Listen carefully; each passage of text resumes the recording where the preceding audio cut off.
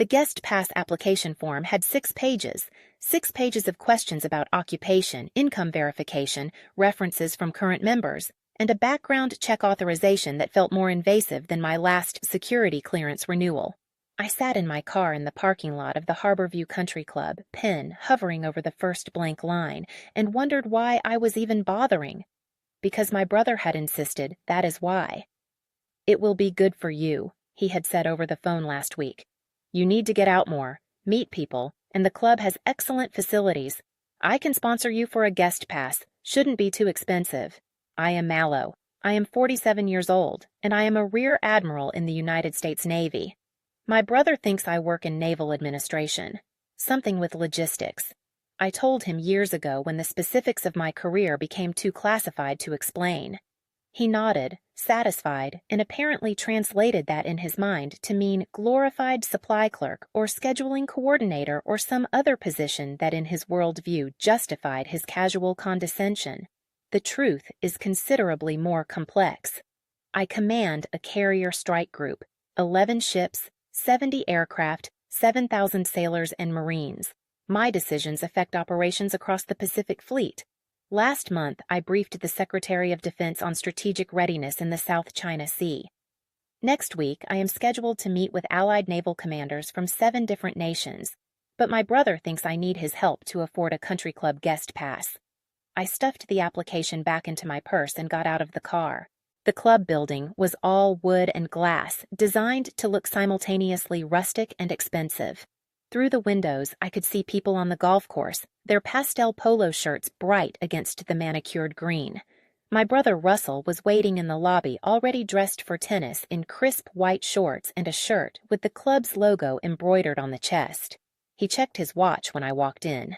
A PC Philippe, I noticed. The kind he probably bought specifically so people would notice. "You are late," he said, though I was actually 3 minutes early. "Traffic?" I lied. "Well, come on. Let me introduce you to the membership coordinator. She will get you sorted with a day pass and we can discuss the guest membership option." He lowered his voice conspiratorially. "Fair warning, it is not cheap, but I can probably help you out if the fees are too steep." I did not respond, just followed him to the front desk where a young woman in a blazer smiled professionally at us. "Mr. Mallow, good to see you. Is this the guest you mentioned?" "My sister." "Yes, Belle, this is Caitlin. Caitlin Bell needs information about guest day passes." I stepped forward, matching Caitlin's professional smile with one of my own. "Yes, I was wondering about the guest pass options. What is available?" Caitlin pulled out a laminated card with pricing information. "We have single-day guest passes for $75 or a 10-visit pass for $600. Both include access to all facilities except the private dining room and the executive lounge." Russell laughed. It was not a quiet chuckle or a polite sound of amusement.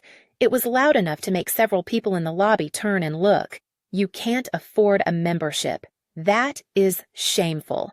Just offer her a cheaper option." The words hung in the air like a bad smell. Caitlin's professional smile faltered. A couple walking past slowed their pace, clearly listening. I felt heat rise in my chest, not embarrassment, but something sharper, harder. "Russell," I started. "I am serious, Caitlin. My sister works for the Navy, but it is administrative work, government salary. She is not exactly rolling in money." He turned to me, his expression a mixture of pity and self-satisfaction. "Don't worry, Bree. I can cover the guest pass for today. Consider it my treat." I opened my mouth to respond, but before I could, a voice cut through the lobby. "Rear Admiral Mallow." I turned to see Admiral. No, retired Admiral James Thornton, striding toward us from the direction of the executive offices. He was in his 70s now, silver-haired and distinguished, but still carrying himself with the bearing of someone who had spent 40 years in uniform. He had been my mentor when I was a commander, had written one of my promotion recommendations, had attended my ceremony when I pinned on my first star. "Admiral Thornton," I said, genuinely pleased to see him. "I did not know you were a member here." "President of the club, actually, retired. Life needed some structure." He reached me and shook my hand warmly. Then his eyes moved to Russell, and his expression cooled several degrees. "Rear Admiral, greetings. Your lifetime platinum membership is valid." Why are you at the front desk, especially with that shameless fellow?" The lobby went completely quiet, not silent. I could still hear the soft background music, the distant sound of someone hitting a tennis ball, the hum of air conditioning, but every human sound stopped. Conversations cut off mid-sentence, footsteps halted. Even Caitlin stopped breathing for a second. Russell's face went through a rapid series of expressions: confusion, disbelief, denial, and finally a desperate attempt to maintain his composure. "I am sorry." "Did you say lifetime platinum membership?" Admiral Thornton's eyebrows rose. "Is there a problem?" "Admiral Mallow has been a platinum member since 2019. Complimentary, of course. It is one of the benefits we extend to flag officers. I approved her membership myself when she made Rear Admiral." He turned back to me. "Though I must say, Belle, I am surprised to see you at the guest desk. Your membership card should grant you access to everything, including the executive lounge. In fact, we have been hoping you would use it more often. It has been nearly 6 months since your last visit." "I have been deployed," I said quietly. "Carrier operations in the Pacific." "Ah, yes, I heard about that. Excellent work, by the way. The readiness report you submitted was exactly the kind of frank assessment the fleet needed." He glanced at Russell again, and I saw something in his expression that made me think of the way a tiger looks at an antelope. "Now, I don't believe I have had the pleasure of meeting your companion." "My brother," I said. "Russell Mallow." "I see." Admiral Thornton's tone suggested he saw quite a lot indeed. "Mr. Mallow, I could not help but overhear your comments about Admiral Mallow's financial situation. I assume you were joking." Russell had gone pale. She never said.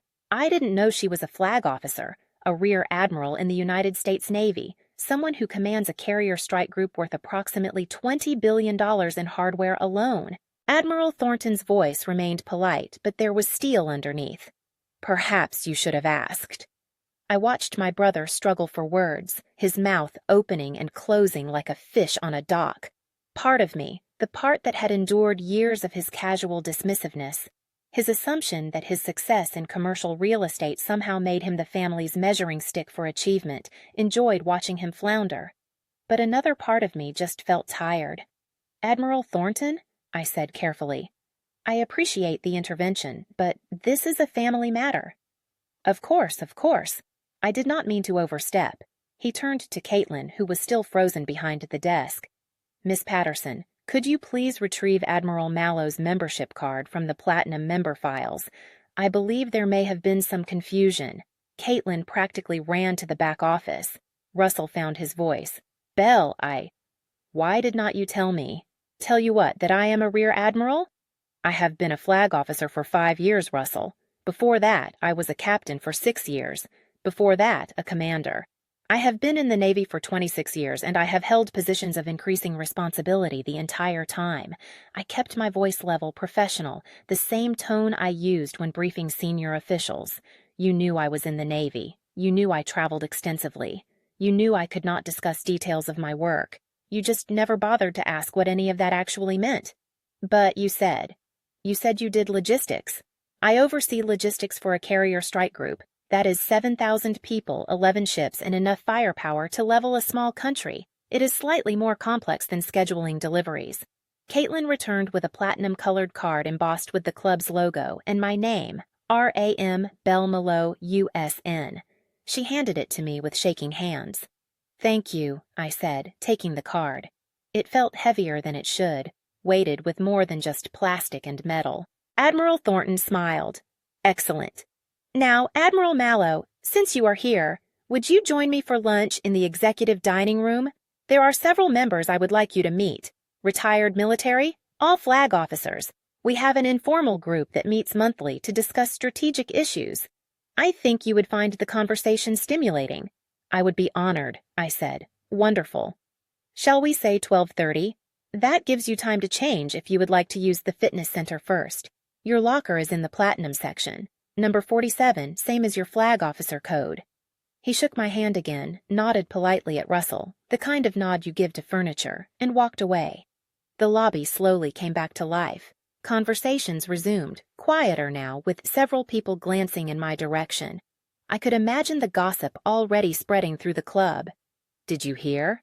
Russell Mallow's sister is an admiral, a real admiral, and he did not even know. Russell stood there, still pale, still struggling to process. Belle, I am sorry, I did not mean. You meant exactly what you said. You thought I could not afford a country club membership, and you were happy to help me out, to be the successful brother helping his struggling sister. I slipped a platinum card into my wallet. The problem is not that you offered to help. The problem is that you assumed I needed it without ever bothering to find out what my life actually looks like. But you never told me. I told you I worked for the Navy. I told you I could not discuss details. I told you I traveled for work. What part of that made you think low-level administrator? He did not have an answer for that. Or maybe he did, but he was smart enough not to say it.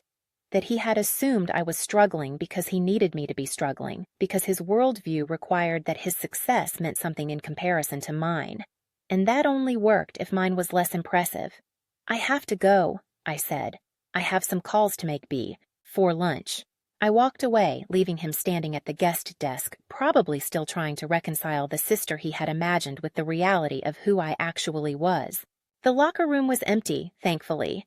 I changed into workout clothes I kept in my car, always prepared for unexpected PT opportunities, another occupational habit, and spent 40 minutes on the treadmill, letting the rhythm of my feet clear my head. This was not how I had wanted this to go. I had come today because Russell had asked, because despite everything, he was still my brother.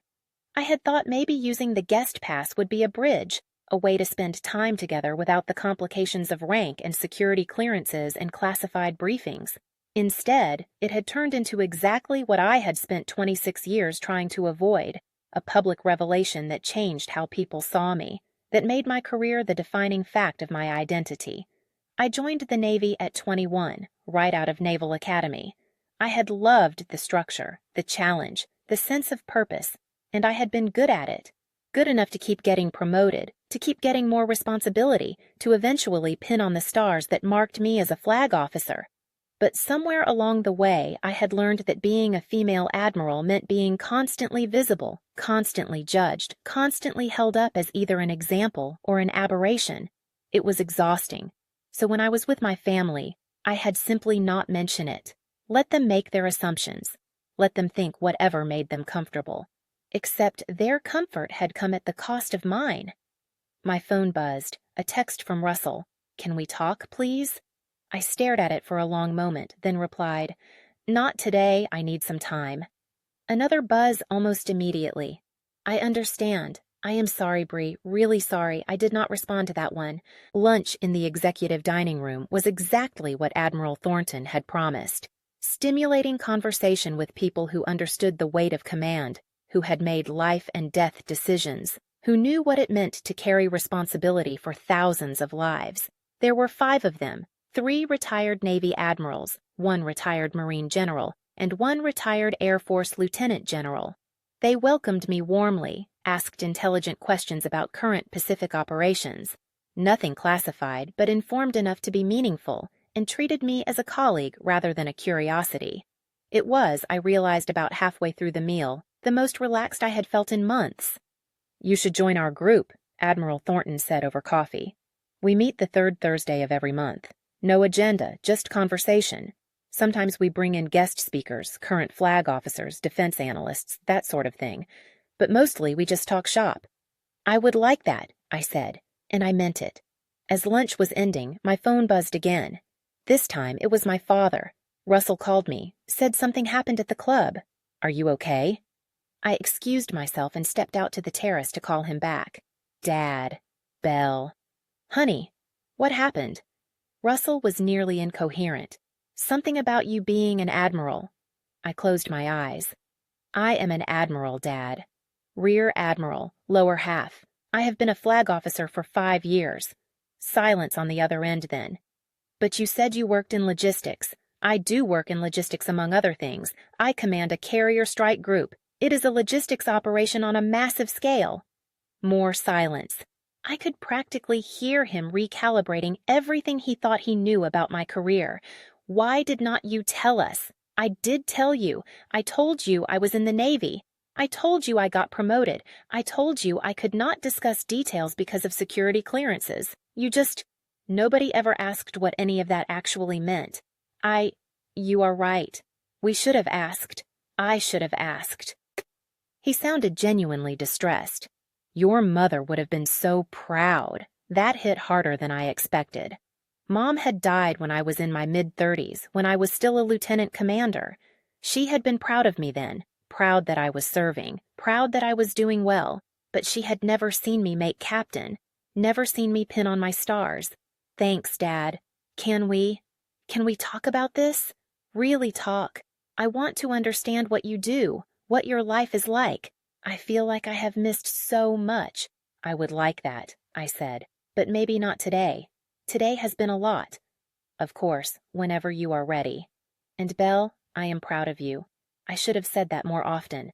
I hung up and stood there on the terrace looking out at the golf course, the tennis courts, the carefully landscaped grounds, all of it designed to project success, wealth, status, the visible markers that people like Russell used to measure worth. But I had spent 26 years in a world where worth was measured differently, where it came from responsibility, executed well from decisions made under pressure, from the trust of the sailors and Marines under your command. The Platinum membership was nice. The executive lounge was comfortable. The connections with other flag officers were valuable, but none of it defined me. My phone buzzed one more time. Admiral Thornton asking if I would like to play golf next week with him and a few other members. I smiled and typed back, I would be honored. Maybe this club membership could be useful after all, not as validation of my worth. I did not need that, but as a reminder that there was life outside the Navy, people who understood the weight I carried, connections that could help me transition when the time came for me to retire, and maybe eventually as a bridge back to my family, but on my terms this time, not as Russell's struggling sister who needed help, not as the daughter whose career was too complicated to explain, as Rear Admiral Belle Mallow, United States Navy, someone who had earned her place through 26 years of service, sacrifice, and success, someone who belonged exactly where she was. I picked up my Platinum membership card, felt its weight, and walked back inside to finish my coffee with people who understood.